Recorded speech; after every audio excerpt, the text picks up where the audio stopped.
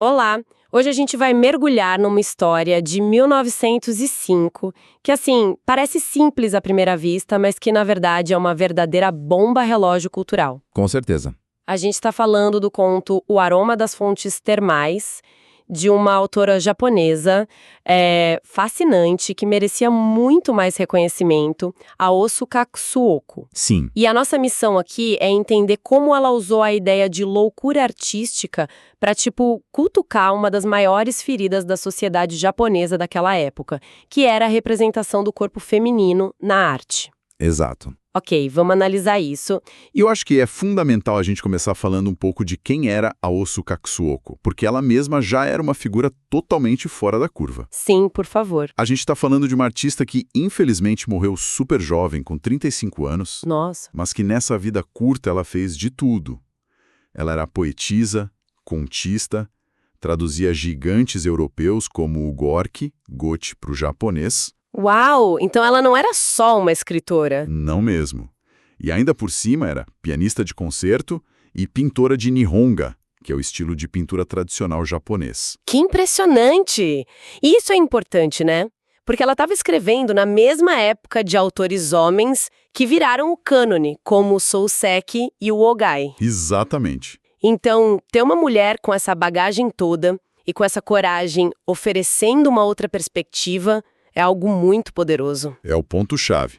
Ela não era uma outsider comentando sobre o mundo da arte. Ela estava dentro dele.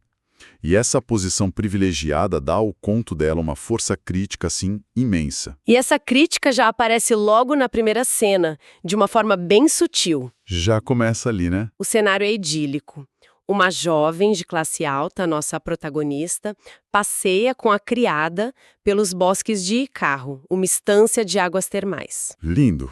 E a jovem está encantada, falando em querer se perder na beleza da paisagem, se fundir com a natureza. É quase uma declaração de intenções. É um desejo de transcendência, né? E é nesse exato momento de vulnerabilidade poética que elas encontram uma figura que quebra totalmente o encanto. O pintor. O pintor. No meio do mato, concentrado na tela dele. E a reação é imediata e, assim, diametralmente oposta. A criada praticamente se encolhe. Para ela, aquele homem é um problema, um perigo. O que reflete bem o status social dos artistas na época, não é? Eles não eram exatamente vistos com bons olhos pela sociedade mais conservadora. De jeito nenhum. Eram considerados figuras marginais, boêmias, de moral duvidosa. Sim, a reação da criada é o puro reflexo do manual de etiqueta da época. Desconfie, mantenha distância, ela representa a ordem, a norma social. Mas a protagonista faz o exato oposto. Ela não vê um pária, ela vê uma possibilidade. Ela se aproxima, puxa a conversa. Uma curiosidade genuína. Exato.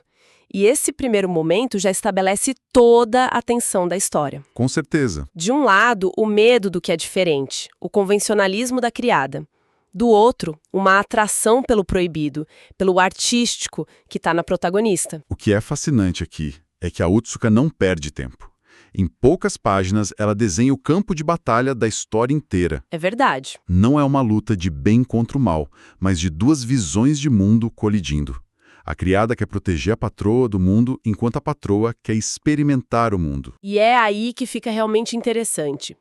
O pintor se lamenta, diz que não tem uma modelo adequada para pintar uma deusa saindo das fontes termais. Ele joga a isca, digamos assim. E a protagonista, de forma muito decisiva, manda a criada embora com uma desculpa qualquer e concorda em posar para ele. É um movimento de poder impressionante. É aqui que fica realmente interessante. Ela não é uma vítima passiva, ela é a diretora da cena. Ela limpa o terreno. Exato. E isso nos leva à cena final, que é, assim, de tirar o fôlego. A criada volta correndo e, chocada, encontra a patroa totalmente nua, sozinha, desfrutando da fonte termal em público, e o grito da criada diz tudo: "Você enlouqueceu." É a voz da sociedade inteira ali. E a imagem final. O artista desapareceu. A protagonista tá lá, serena. O texto descreve ela como uma íris em plena floração, um ser descido do céu. Tuca não estava só buscando o choque. Não, né? Ela estava dialogando diretamente com uma controvérsia pública gigantesca sobre decência na arte. Ah, sim. E não era uma luta entre o tradicional e o moderno. Era um choque entre duas ideias muito modernas. Quais eram? De um lado, a crença de que certos públicos, tipo mulheres e crianças, precisavam ser protegidos da obscenidade. Entendi. E do outro, a noção de que a arte é uma esfera autônoma, que não devia ser submetida aos mesmos julgamentos morais da vida cotidiana. E o grande exemplo disso foi aquele incidente de 1901, certo? O caso do pintor Kuroda Seiki. Exatamente, o famoso escândalo do quadro nu feminino que ele exibiu em Tóquio. E o que aconteceu? A polícia, que na época tinha um departamento de moral pública, interveio, A polícia? por causa de uma pintura. Exato. Consideraram a obra obscena e imprópria. Houve um impasse enorme entre a comunidade artística e o governo. E como resolveram isso? A solução foi uma das coisas mais bizarras e reveladoras. Para que o quadro continuasse em exposição, eles obrigaram o museu a cobrir a metade inferior da figura com um pedaço de tecido marrom. Não acredito. Eles literalmente censuraram a tela? E as consequências foram muito sérias. A partir dali, as pinturas de nus passaram a ser exibidas só em salas separadas E segregadas. e o acesso a essas salas era permitido apenas a especialistas de arte, Todos homens, imagino. todos homens. E aqui vem o detalhe mais cruel. As próprias modelos, cujos corpos estavam ali retratados, eram proibidas de entrar para ver os próprios retratos. Espera aí. Deixa eu ver se entendi. O corpo delas podia ser pintado, exibido e debatido por um clube de homens, mas elas, as donas dos corpos, eram barradas na porta. Exatamente. O corpo delas era o objeto de arte, mas elas, como pessoas, eram consideradas impróprias para aquele ambiente. É uma contradição brutal. Nossa. Então, o que tudo isso significa? Voltando para essa história da Utska. Ela está claramente satirizando essa atitude, né? A criada vendo a atitude da patroa como loucura. Sim, mas ela vai além da sátira. A resposta travessa da protagonista. Devo ter sido possuída por uma raposa é uma forma de abraçar essa loucura. De forma lúdica, não trágica. Exato. Se conectarmos isso a um cenário mais amplo, isso contrasta demais com outras histórias da época, onde a loucura artística de um gênio masculino quase sempre resultava na morte da musa feminina. Sim, a mulher como sacrifício no altar da arte masculina. Isso, a mulher era o combustível para a genialidade do homem. A Otska pega esse tropo e vira ele de cabeça para baixo. A loucura aqui não destrói a protagonista, ela liberta. E o ato mais radical da história, então, é essa recentralização do corpo feminino. É o pulo do gato da história. O foco é nela, do começo ao fim. O pintor é só um catalisador. Exatamente. Ele cumpre a função de criar um espaço artístico onde as regras morais não se aplicam e depois ele desaparece. Ele se torna irrelevante. A história não é sobre ele ou a arte dele. A protagonista não é um objeto passivo a ser pintado.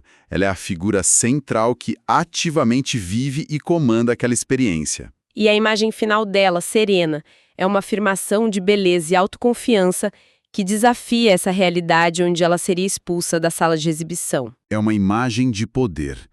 Pense no contexto. Num mundo onde uma mulher não podia nem ver o próprio retrato. A Otsuka cria uma personagem que não precisa de um quadro. Ela mesma é a obra de arte. E a natureza é a sua galeria. A única espectadora naquele momento é ela mesma. É uma apropriação do próprio corpo, da própria imagem. Então, para resumir, o conto da Otsuka é muito mais do que só uma história provocadora.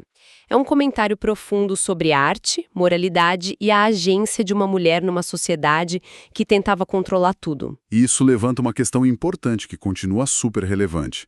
Quem define o que é arte e quem tem permissão para apreciar? Boa pergunta. Ao fazer o pintor desaparecer e deixar a mulher naquele estado de beleza empoderada, a Otsuka desafia a ideia de que o nu feminino existe só para o olhar masculino ou para a crítica de especialistas homens. É um ato radical de desintermediação, como você disse. Exatamente, a história não termina com uma obra de arte emoldurada na parede.